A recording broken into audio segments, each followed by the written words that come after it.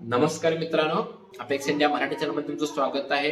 तर आज इन्व्हेस्टमेंट बद्दल एक माहिती घेऊन आलेला आहे। तर बघा, तर गोल्डचा तुम्ही रेट बघितला आहे। तर 50,000चा गोल्ड आता 1,20,000 1,20,000 1,30,000च्या आसपास गेलेला आहे। तर हे मुवमेंट कसा कॅप्चर करू शकता, तुम्हाला कसं समजणार की या गोल्डचा रेट वाढणारच आहे, तर हे समजू शकत नाही कोणी। तर तुम्ही बघू शकता की जो गोल्ड आहे तो गोल्डचा ब्रेकआउट होता की 2011 पासून ते 2025 पर्यंत 14 वर्षाचा तो ब्रेकआउट होता, त्यामध्ये जी रॅली तुम्हाला एवढी मोठी बघायला मिळत आहे।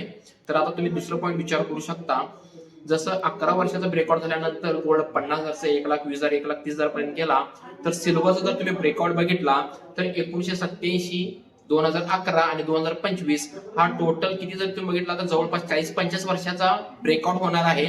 तर तुम्ही ह्याचा टार्गेट बघू शकता की आता 1.5 लाखाच्या आसपास चालत आहे, तर ह्याचा टार्गेट खूप मोठा आहे।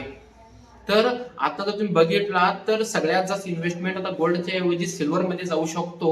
त्यामुळे जर तुम्ही सिल्वरकडे जास्त जर लक्ष दिला तर सिल्वर मध्ये तुम्ही मोठा मोमेंट कॅप्चर करू शकता। तुम्ही जर फिजिकल बी घेऊ शकता आणि डिजिटल बी घेऊ शकताय। जर तुम्हाला डिजिटल घ्यायचं असेल तर एक लक्षात ठेवा की इंडियन मार्केटमध्ये जे ब्रोकर आहे त्यामध्ये तुम्हाला सिल्वर बीज हा एक ETF मिळत आहे। जसं गोल्डचा गोल्ड बीज ETF आहे, तसं सिल्वरचा सिल्वर बीज आहे। ओके, त्याच्यामध्ये जर इन्व्हेस्ट केला तर तुम्हाला मोठा मोमेंट कॅप्चर करता येतो आणि डबल टिबल पर्यंत तुम्ही त्याचा प्रॉफिट घेऊ शकता। त्यामुळे लक्षात ठेवा, जसं गोल्ड बीज मध्ये मुवमेंट झालेला आहे तसं सिल्वर बीज होण्याचे चान्सेस 99% आहे। ओके, तर मी चुकीचा सुद्धा ठरू शकतो, पण एकदा तुम्ही जाऊन चार्टचा स्टडी करा, तुम्हाला समजेल की खरं सिल्वर बीज आपल्याला पैसा देऊ शकतो का आणि इन्व्हेस्टमेंट सिल्वर मध्ये जाऊ शकतो का आणि सिल्वर हा इंडस्ट्रियल मार्केटमध्ये पण लागतो। तर तुम्ही एकदा ही गोष्ट बघू शकता। आताच व्हिडिओ कसा वाटला लवकरात लवकर कमेंट मध्ये सांगा। धन्यवाद।